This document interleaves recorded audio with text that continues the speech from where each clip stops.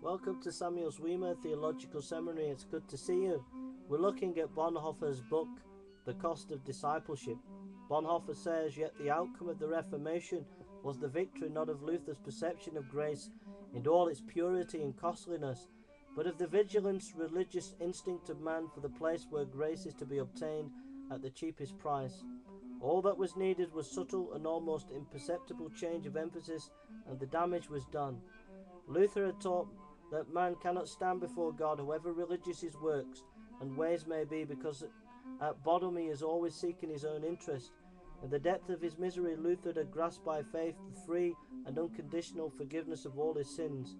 That experience taught him that this grace had cost him his very life and must continue to cost him the same price day by day. So far from dispensing from discipleship, this grace only made him a more earnest disciple.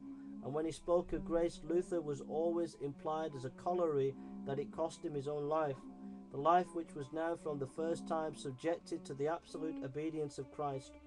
Only so could he speak of grace. Luther had said that grace alone can save. His followers took up his doctrine and repeated it word for word, but they left out its invariable corollary, the obligation of discipleship. There was no need for Luther always to mention that corollary explicitly, for he was always spoke as one who had been led by grace to the strictest following of Christ.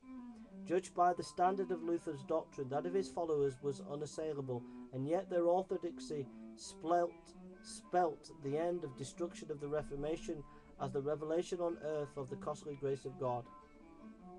The justification of the sinner in the world degenerated into justification of sin and the world.